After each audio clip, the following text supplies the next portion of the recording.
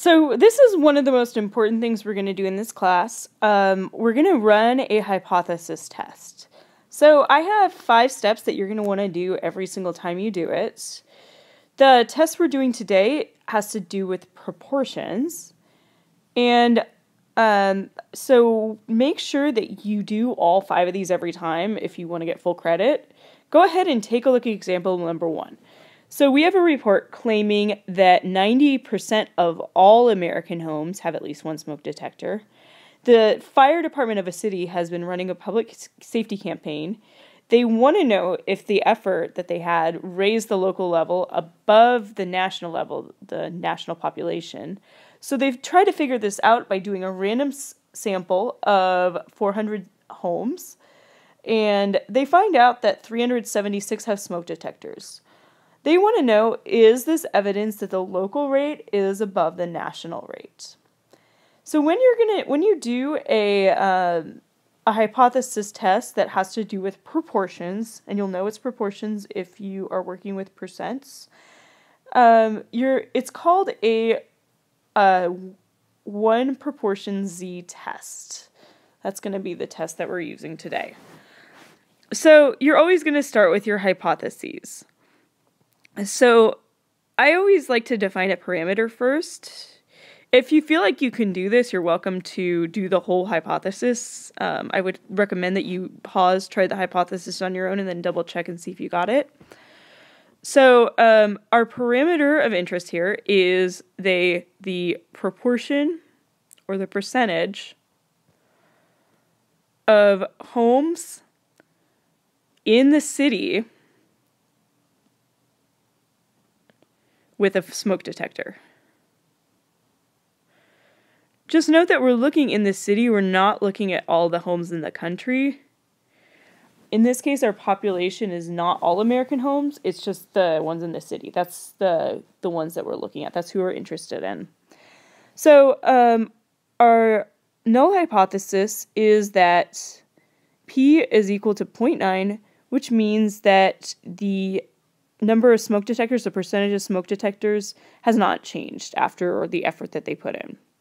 The alternative is that the new rate is above the national rate because of the effort that they put in. The way that you kind of know if you're going to do greater than, less than, not equal to, is if you look at this, they say, is this strong evidence that the local rate is above the national rate? So oftentimes there's clues in the context of the problem that will help you figure out what your alternative looks like. You'll notice that I haven't used the 400 and the 376 yet. If you want, you're welcome to check that in the beginning. So the 376 and the 400 are actually going to help us find our p-hat. The n, our sample size is 400. You can also use the p-hat to find your q-hat, and you can use the p-hat, q-hat, and the n to find your standard deviation if you want. But just note that those are sample statistics. So whenever you're running any test or doing an interval, you are going to always use, you're always going to have to check the conditions. So my first condition is, as you can probably guess, that this is a random sample. And they actually tell us this. If you do not have a random sample, you are going to have to look at the example and see if you can assume independence.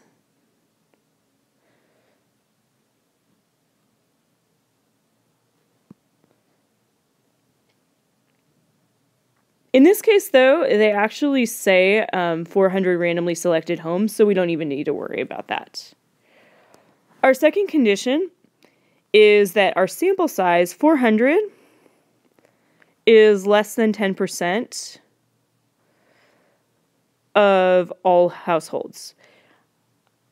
They don't actually specifically tell us how many households there are in this case, but you can assume because we're looking at a city not a small town, that it's probably fairly large. So the 10% assumption is, the 10% condition will most likely work in this situation. We'll make the assumption that it does.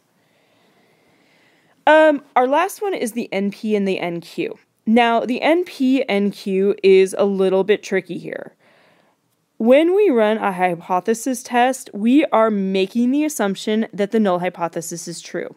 If you remember, our null hypothesis, I'll write it on the side, was that our P was equal to 0.9.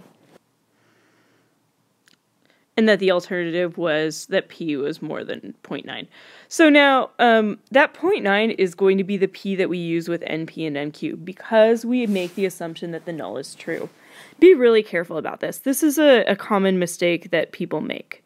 So my NP is going to be my sample size, which is 400, times 0.9. That gives me 360.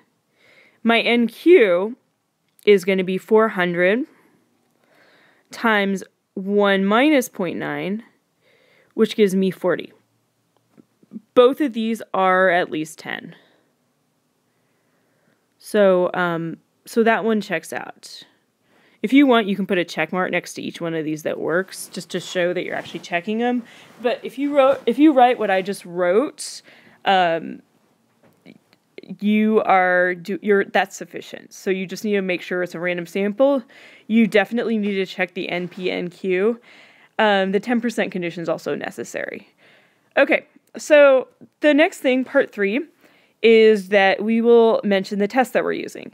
The test that we're using here is, I mentioned it earlier, but in case you didn't catch it, I'll write it again. It's called the one proportion Z test.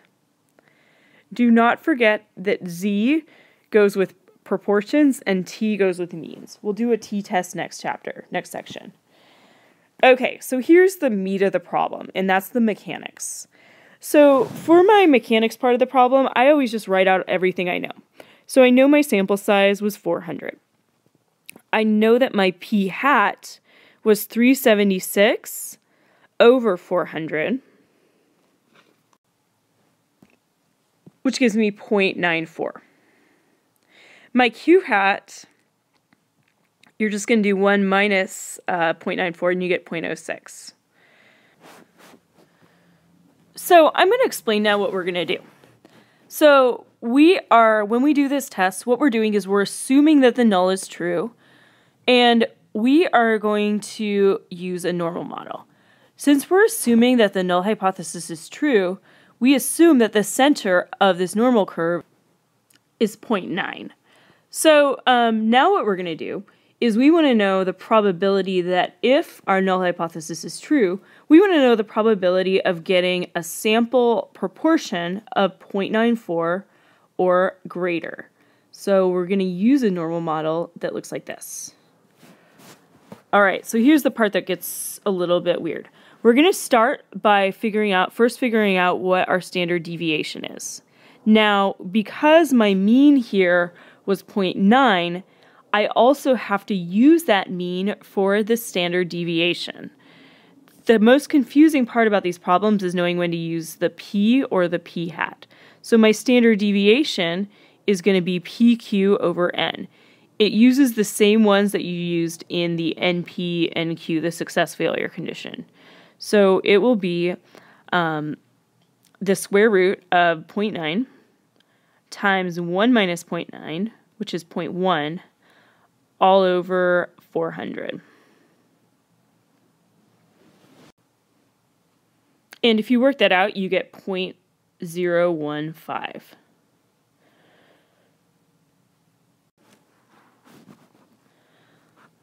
Okay, so now we have everything that we need to run the hypothesis test. I'm going to tell you right now, it's a good idea to calculate the z-score of that 0.94. You don't really need to do it, but I think it's probably, just to be on the safe side, you're probably going to want to do that. They'll often tell you to calculate the test statistic. And if you aren't sure what that means, in this case, it's going to be the z-score. The only, there's going to be two other ones that you're going to have to do. For now, the only one you're going to have to do is the z-score. In the next section, you'll have a t-value, which is the same idea. We'll have one far in the future called a chi-squared value, but those are our 3 test statistics. So for now, if you see something about a test statistic, assume they mean the z-score. Now, if you remember, to find a z-score, you're going to do the value that you're looking at, the 0.94, minus your mean, which is 0.9, over your standard deviation, which in this case is 0.05. And when I did it, I ended up getting 2.667. So it's a pretty high z-score. Okay, so now let's go ahead and actually work out the rest of the problem. Then we will find our p-value. So to find our p-value, we're going to use normal CDF. You might even be able to figure out what you're going to put in normal CDF by looking at our diagram above. So we usually, from here on out, I want you to try to remember that when we write stuff out, when we're calculating the normal model, we don't actually generally write our normal, we don't write the stuff that we put in the calculator. That's just not good form. But if you do that, please label everything that you use. There's a few other ways that you can write it.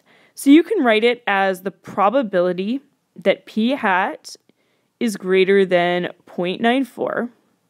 You can write it as the probability that your z-score is greater than 2.667. These are just good habits to get into. It looks much nicer if you write it like that. Now, I will show you what to put in your calculator just in case you forgot. So we're going to do normal CDF. We are going to do our starting value of 0.94. From there, you can do any high number. You do then your mean and your standard deviation. So go ahead and try that on your calculator. You'll find that the answer is about 0.004. And this is our p-value.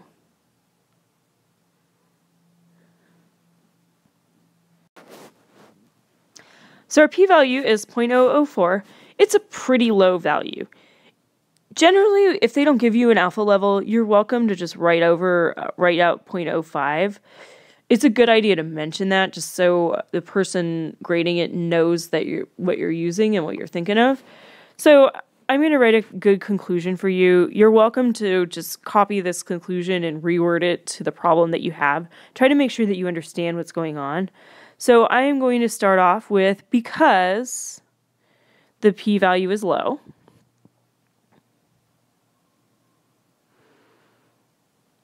I am going to reject the null hypothesis. So that's my first part.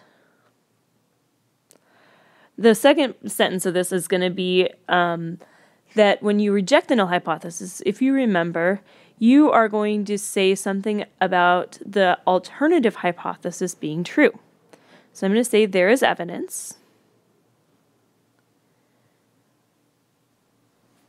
And for this part, you can actually even look at the last sentence of this. Sometimes the question will actually give you a clue as to what they're looking for. So you can use that if you want to. So you can say there is evidence that the local rate is above the national rate. And if you remember, the national rate was 0.9. Because we have evidence of the alternative, which is that our value is more than 0.9, that's how we can come to the conclusion that the local rate is above the national rate. So when you write a conclusion, I need you to have 3 parts. I need you to say something about the size of the p-value. You can either say it's low. You can also, the other option with that one is that you can say that there's an alpha value. You can just write an alpha value and use that. So that's the first part I need from you. The second part I need from you is I need you to tell me if you're going to reject or fail to reject the null hypothesis. The third part of it is I need you to mention the context of the problem. And you have to say if you have evidence of the alternative or if you have no evidence of the alternative. In this case, we say we have evidence of the alternative. Local rate is above the national rate. And I think I mentioned this in another video, but I just want to reiterate, no matter what happens, you never, never, never accept the null hypothesis. Even if you get a super high p-value, you're not going to accept it. You're just going to fail to reject it. So I think you had a few examples with that, but just keep that in mind. It's very important.